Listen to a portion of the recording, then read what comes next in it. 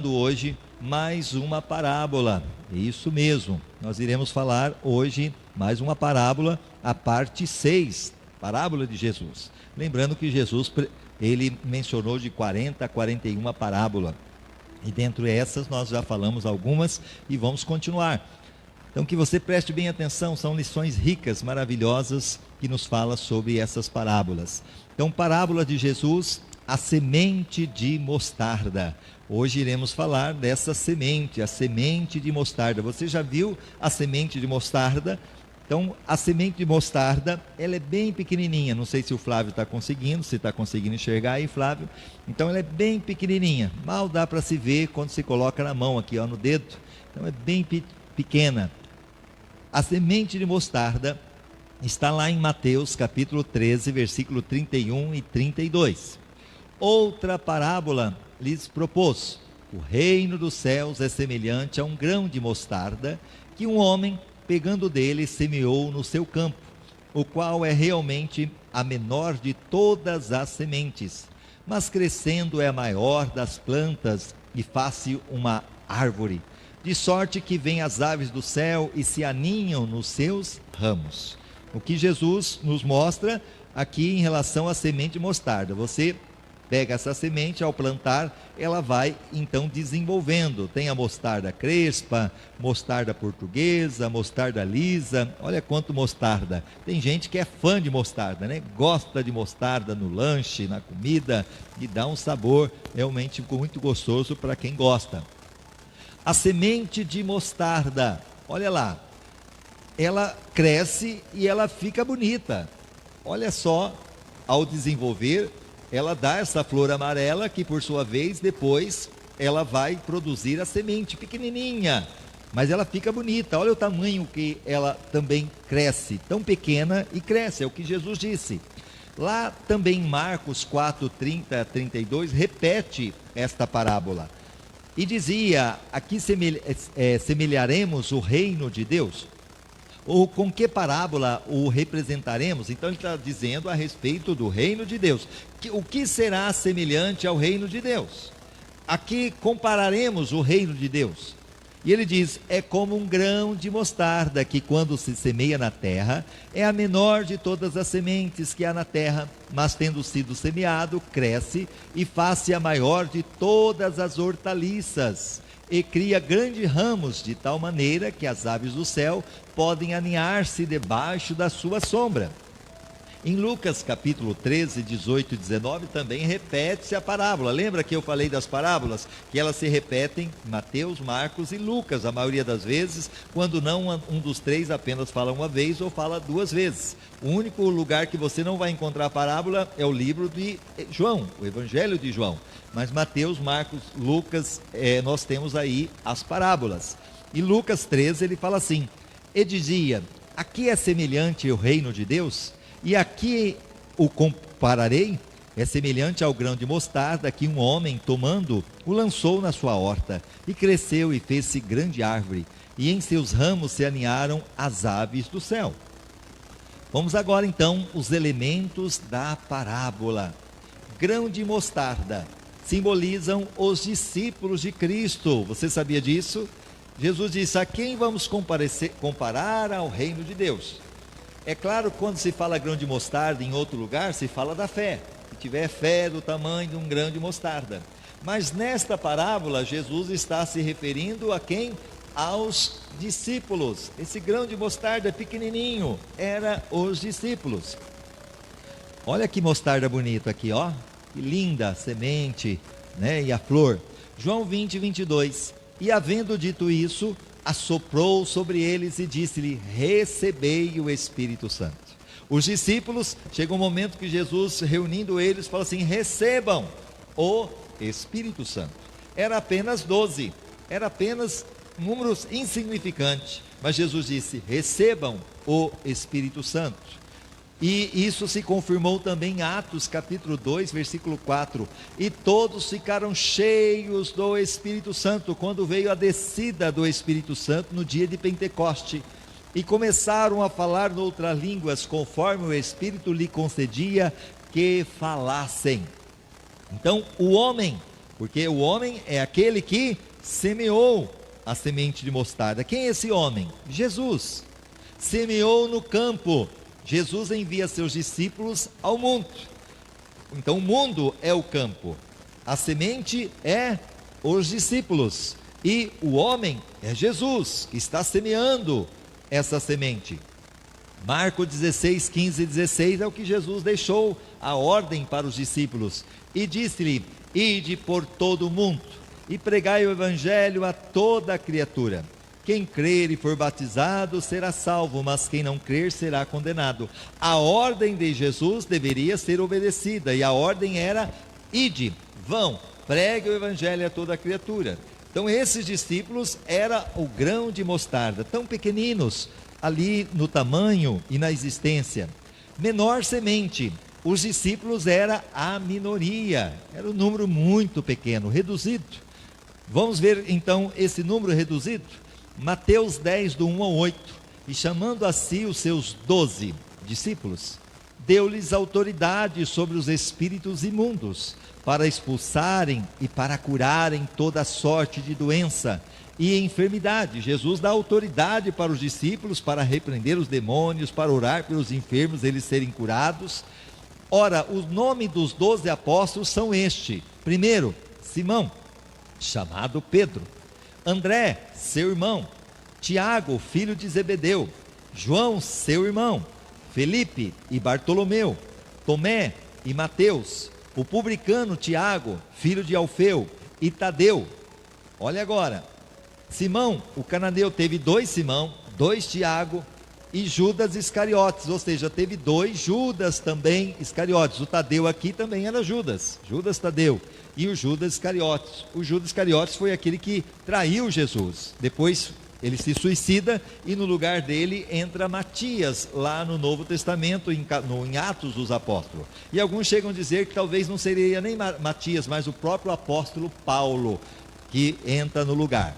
Mas independente, aquele que o traiu, a esses 12 enviou Jesus e ordenou-lhe dizendo: não ireis aos gentios, nem entrareis em cidade de samaritanos, mas ide antes às ovelhas perdidas da casa de Israel. Interessante que Jesus disse: vocês não vão aos gentios. Quem são os gentios? Aqueles que não eram judeus, aqueles que não eram de outras nações, a não ser ao povo judeu primeiro. Depois Deus, ele amplia isto e a salvação vem para os gentios. E começa a iniciar aí essa pregação através, quando nós encontramos em Atos 10, o Cornélio, aquele que o Pedro vai e prega e se converte. A partir daí a pregação chega a toda a terra, se cumprindo a palavra de Deus, dizendo: não ireis aos gentios, nem entrareis em cidade de samaritanos, mas ide ante as ovelhas perdidas da casa de Israel. E indo, pregai dizendo: é chegado o reino dos céus.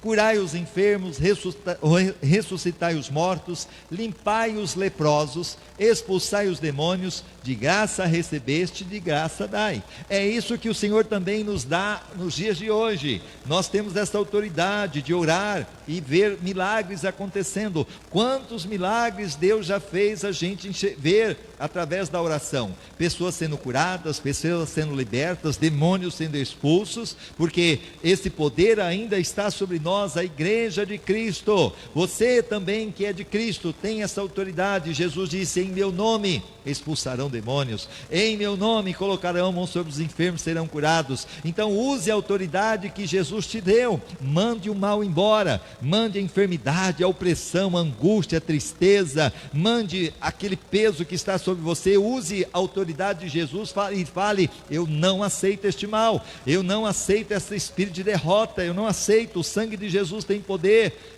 Clame ao Senhor, Ele é o socorro bem presente na angústia. Olha agora, maior das hortaliças. Aqui nós vemos um homem e o pé de mostarda. Olha o tamanho que ele fica. Ele fica grande. É uma hortaliça, mas ele cresce. Segundo Champlin, ilustra o desenvolvimento do reino, ou a influência e propagação da igreja, que teve começo insignificante, segundo os padrões do mundo, sem contar com qualquer autoridade religiosa ou política, e com poucos discípulos verdadeiros, mas que afinal conseguiu alcançar notável posição no mundo e exercer grande poder. Começou tão insignificante, começou tão pequeno. Aqueles discípulos que talvez na lógica de muita gente eu não escolheria como discípulos, mas Jesus escolhe os fracos, e é o que a Bíblia nos fala, que ele pega as coisas loucas deste mundo para confundir as sábias. Ele pega as fracas para confundir também as fortes. Por isso a Bíblia fala: diga ao fraco, eu sou forte. E é Deus se aperfeiçoou o poder dele através da nossa fraqueza, porque quando dizemos que estamos fracos, então somos dependentes de Deus, aí Deus opera. Mas quando nós achamos que temos condições suficientes e conseguimos com o nosso braço, com a nossa capacidade, e esquecemos Deus de lado, então Deus não vai agir. Mas se você está aí dizendo: Senhor, eu preciso, eu necessito, tem misericórdia de mim, é neste momento que o poder dele vem e opera e atua e mostra a glória dele, e você consegue enxergar e receber o milagre que tanto você precisa. Olha agora, aves dos céus. Então quem são as aves? Lembra que Jesus disse que ela cresce e as aves do céu conseguem ficar debaixo dessa sombra, dessa hortaliça, e se protegem. Provavelmente Jesus aludiu à árvore e às aves simplesmente para dizer que essa árvore cresceria ao ponto de servir de moradia para as aves, onde elas fazem os ninhos e tudo mais. Por ser de tamanho considerável, alguns bons intérpretes indicam, por esse símbolo, um lugar de refúgio, repouso e bênção, resultante da permanência da igreja no mundo. Então, lembrando que essa semente tão pequenininha, eram os discípulos, que foi crescendo e foi criando essa hortaliça, que de uma certa forma vem os pássaros e se refugiam nele. E o que simboliza isto? É o crescimento da igreja na terra, aonde a igreja ela tem sido sem um sustentáculo nesse tempo de pandemia. Se não fosse a igreja que estivesse clamando, se não fosse o povo de Deus, se não fosse as orações, as intercessões, muito se sucumbiria. Mas se você está firme diante das circunstâncias, lutas, dificuldade, é porque você tem se refugiado debaixo dessa sombra, aleluia, que é a igreja de Cristo, a igreja na face da terra, que não precisa de placa, que não precisa de maneira nenhuma de título, mas sim da presença poderosa do Espírito Santo, da presença de Deus. E você pode sentir ela onde você está, você pode sentir o poder de Deus sobre a tua vida, e você pode sim se proteger do sol castigante e ter essa sombra, ter esse refúgio que vem do Senhor neste dia, em nome de Jesus. Esta parábola ilustra o rápido desenvolvimento do reino, desde o seu ínfimo começo, que era tão insignificante para as autoridades do mundo, tanto políticas como religiosa, até o grande e notável lugar que veio a ocupar no mundo. Olha que coisa linda que nós encontramos nesse mapa. Onde você vê azul é aonde o cristianismo chegou. O cristianismo hoje está em quase todo o território do mundo, a não ser no comunismo, aonde também ali na Índia e em alguns lugares, mas mesmo assim o evangelho tem chegado lá, apesar da proibição, através da dificuldade. Mas se você olhar no mapa, a maior parte do mundo que está representada aqui em azul é aonde o cristianismo ele realmente opera. E glória a Deus, e começou tudo ali com aquele grão de mostarda, aqueles discípulos insignificantes que obedeceram à ordem de Jesus e começaram a pregar, e foram cheios do Espírito Santo, e foi se multiplicando e crescendo, e mais de 2000 anos depois, a igreja está viva, está marchando, aleluia, está caminhando, porque é essa semente que cresceu e hoje tem sido refúgio para muitas vidas. A figura das aves do céu a habitarem nessa árvore seja tomada de empréstimo de Daniel 4. Quando Jesus falou que as aves ali, elas ficavam seguras. Caiu o vasinho aqui, não vamos arrumar ele. Então, a Bíblia fala que Daniel capítulo 4 é uma figura daquilo que Jesus estava dizendo, que de um certo sentido, aquelas aves que estavam protegidas debaixo da sombra da hortaliça da mostarda, também era algo que tinha acontecido há muito tempo atrás na vida de Nabucodonosor, e Daniel trazendo a revelação do seu sonho. Olha Daniel capítulo 4, do 10 ao 12.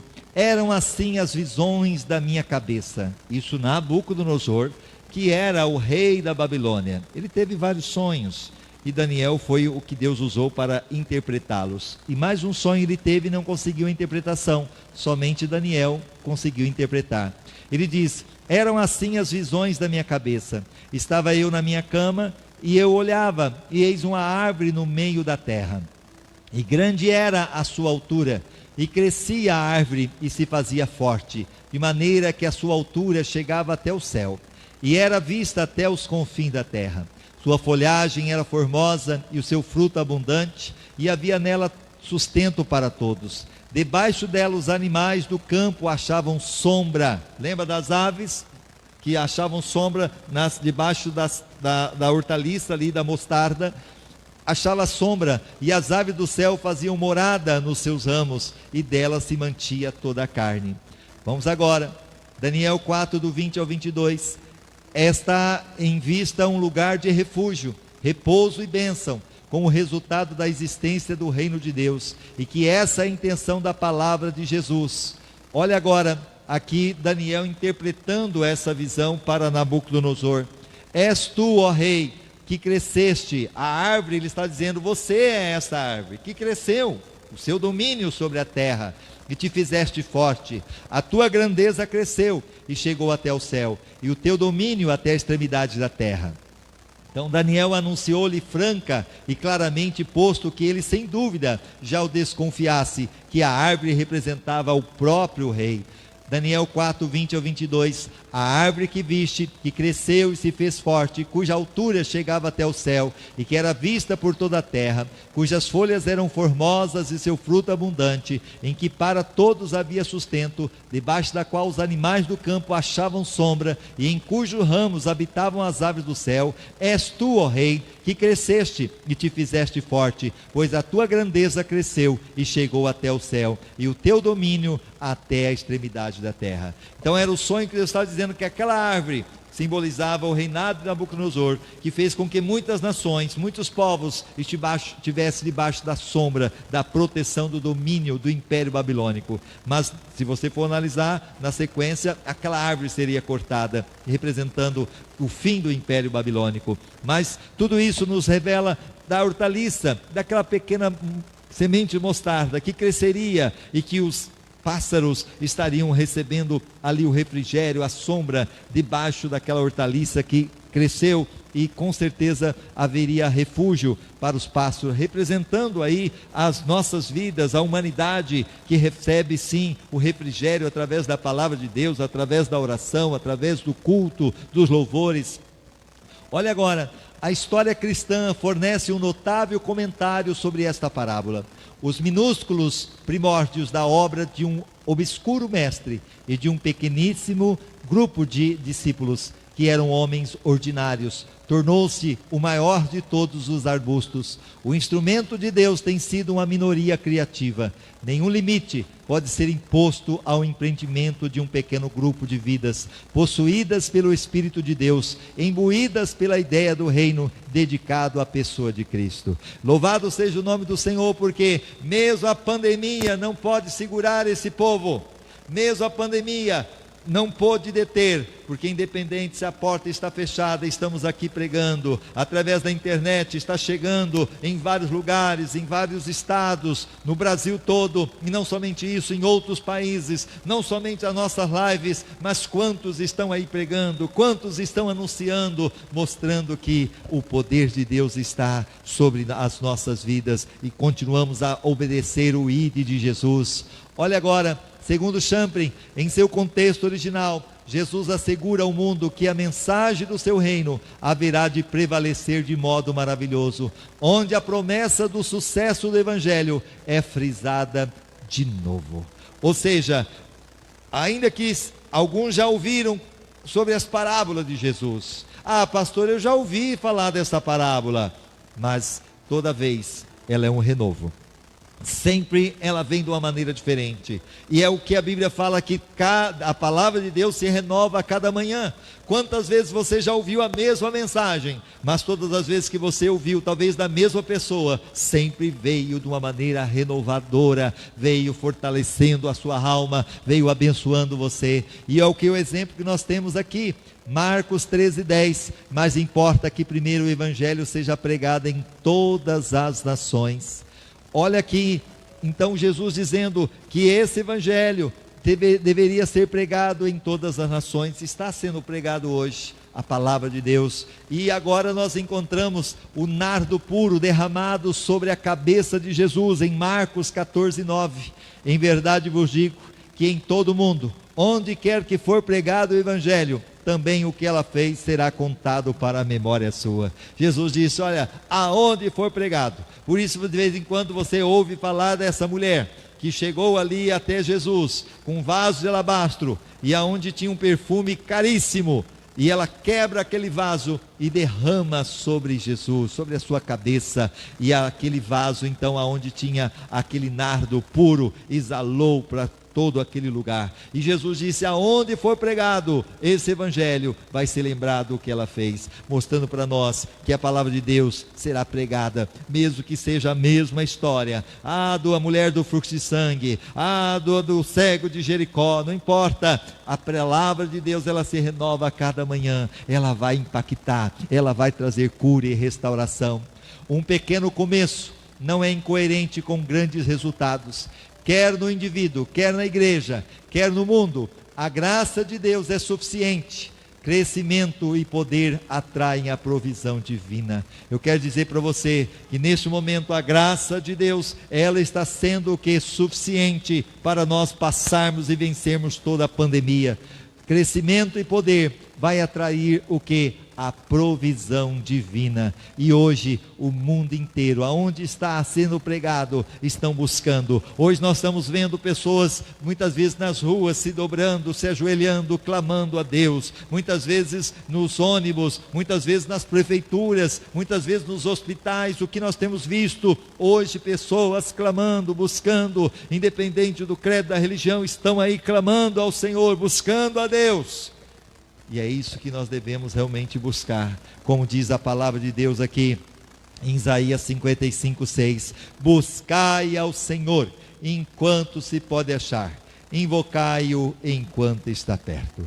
Hoje é tempo de buscar ao Senhor, hoje é tempo de invocá-lo, e é neste momento que você está aí, e nós vamos clamar a esse Deus, porque estamos debaixo da sombra do Onipotente. A palavra de Deus diz no Salmo 91, aquele que habita no esconderijo do Altíssimo, a sombra do Onipotente descansará.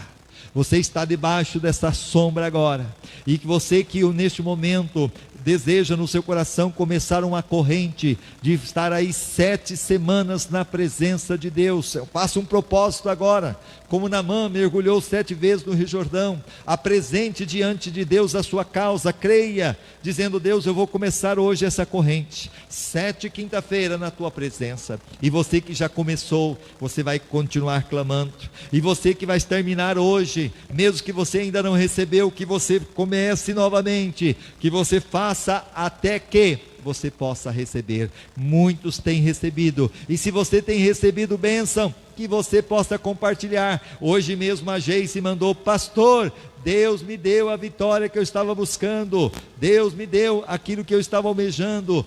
E isso é para a glória de Deus, então que você possa crer. Eu quero que você ore comigo agora, você que vai começar a corrente, você que está terminando a corrente, você que está no meio da corrente, hoje não é mais desculpa, não dá para eu faltar, porque fica gravado, se você não conseguir ao vivo, você pode assistir depois, e a corrente não ser quebrada. Então eu quero que você neste momento, em nome de Jesus, comece a orar agora, coloque diante do Senhor a sua necessidade, coloque diante do Senhor o seu propósito, rosto, dizendo: Deus, eu preciso de um milagre, como nós cantamos hoje. Mestre, eu preciso de um milagre. Ó Deus, venha remover a pedra, venha remover todo impedimento, toda incredulidade. O poder de Deus está sobre a tua vida. Comece a crer agora no agir de Deus. Deus, entra nesta casa, entra nesta família, entra, Senhor, nesta vida financeira, entra, Senhor, oh Deus, nessa situação que esta pessoa está enfrentando, esse desespero. Traga o teu refrigério, traga a tua paz, enche ela da tua alegria, da tua presença.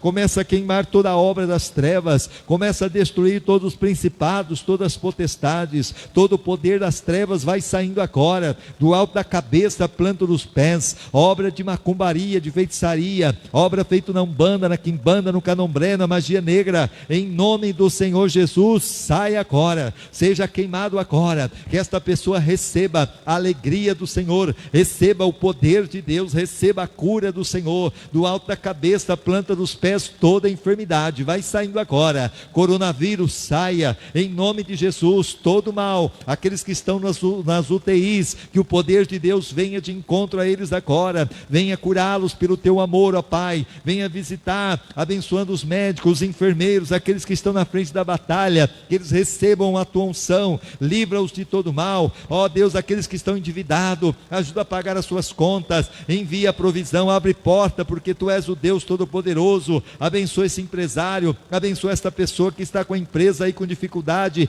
Tu és o Deus do impossível, o Jeová Jiré, o Deus da provisão. Traga a provisão para o teu filho, abençoa aquele que tem semeado no teu reino, aquele que tem sido fiel na entrega dos seus dízimos, das suas ofertas, que eles possam ver também o Senhor repreendendo o devorador, repreendendo, ó Deus, todo o mal, que as janelas do céu sejam abertas e eles possam ver a tua provisão. Pai, abençoa agora, em nome de Jesus, a nossa nação, abençoa o país, abençoa em nome de Jesus, Senhor, as nossas vidas, nossas famílias. Liberta aqueles que estão nos vícios, das drogas, da bebida, da prostituição. Traga a libertação do pecado e sara os teus filhos, sara a tua igreja, sara, Senhor, salva. Se tem alguém desviado, que volte aos teus caminhos, fortaleça cada um na fé, é o que eu te peço, em nome do Senhor Jesus.